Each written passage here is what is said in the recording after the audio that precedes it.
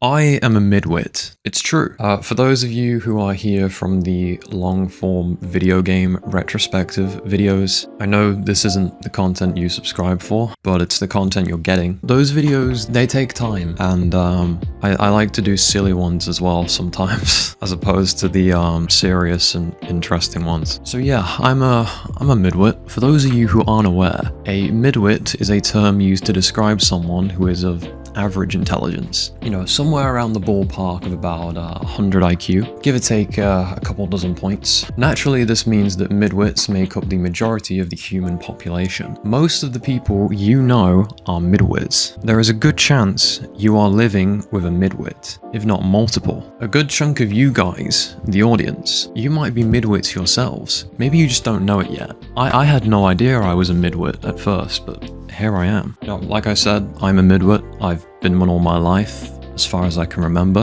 and I have a lot of patriotism for my people. Okay, my good midwits. And I take some issue with how we are portrayed by various groups. So I'm using this video to, address some of those topics. Midwits, we are a tribe. Together, we are strong. Us midwits, we stick to each other like glue. We make sure that we're all watching the same shows, listening to the same podcasts. We even make sure that we're all having the same thoughts. It's to keep society healthy.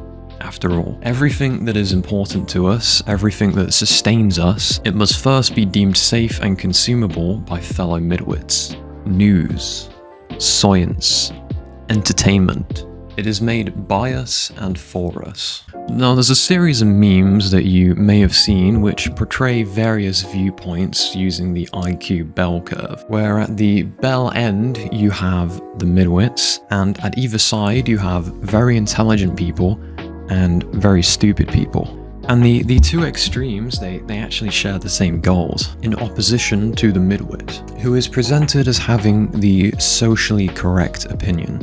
Now, this is an example of horseshoe theory. It's basically the idea that two extremely opposing sides actually both desire the same outcome. They just go about it very differently. And then you have the center of the horseshoe, which in this case is where us midwits lie. There's a few different offshoots on this theory, and they all look so stupid, they just make me want to they just make me want to throttle someone. This isn't a political video, by the way. Most of the examples given just tend to involve politics, because apparently that's all people care about.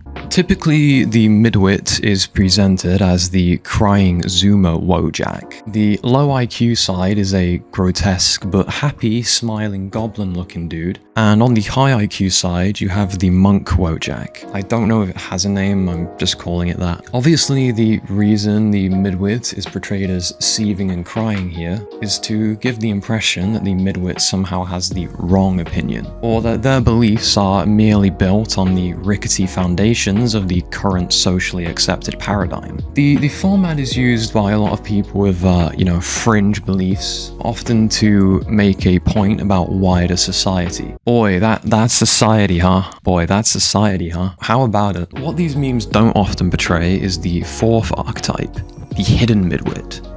The hidwit. Although still a midwit, the hidwit will typically not hold the mainstream view on things. Quite often they don't actually believe what they're saying, and they're just parroting arguments they've heard elsewhere to mask the fact that they are indeed a midwit. Usually this is because they see extremely smart people pushing back against the mainstream, and they think by just being a contrarian that people around them will think that they're smart. Hidwits are very much still within the middle of the bell curve. They are still very much one of us, but they don't see themselves that way. They see themselves over here on the high IQ end of the bell curve, and they will do whatever it takes to convince you that they are smart. Hidwits have their own social paradigm that they are trying to fit in with, their own tribe. It's a path that they are led down not by the thoughts and ideas already present within their own minds, but instead by the media that they consume. The majority of social discourse, online and offline, is typically engaged in by these two archetypes,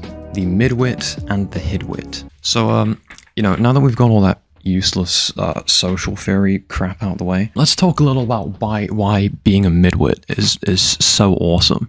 Because it is. Reason 1. Us midwits, we have a lot of cool stuff in our day-to-day to keep us occupied. You know, we have technology. Oh man, do I love technology. Video games, TV, politics. Politics is a fun one. We have social media. Be careful on that one though. Sometimes I see a tweet from someone I don't like and boy, it makes me so angry. I get angry just thinking about it, you know. I just have to type up a storm right then and there. Then it sticks with me for the rest of the day and I just can't think. I just can't think properly after that. Tweets just upset me so much. Reason 2.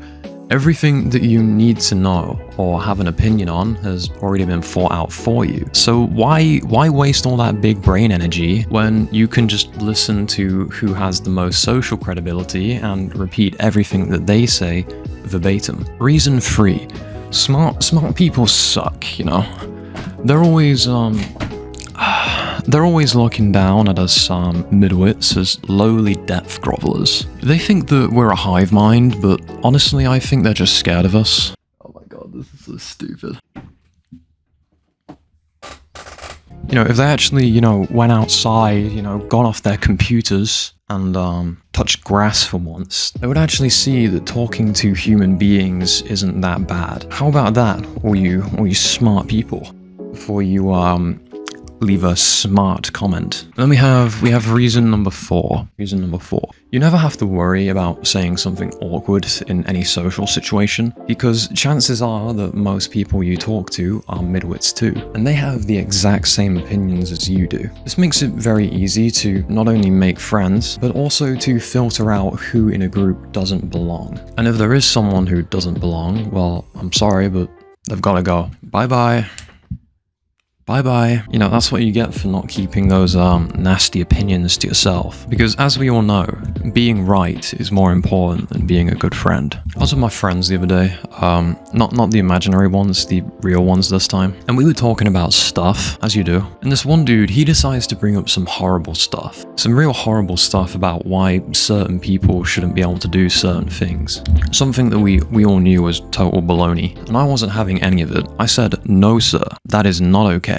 Then all my friends, they all clapped and cheered. I physically saw my social rank go up whilst his went down. You know, I saw it in real time like it was Sims or something. There are more reasons, but those are just the main ones.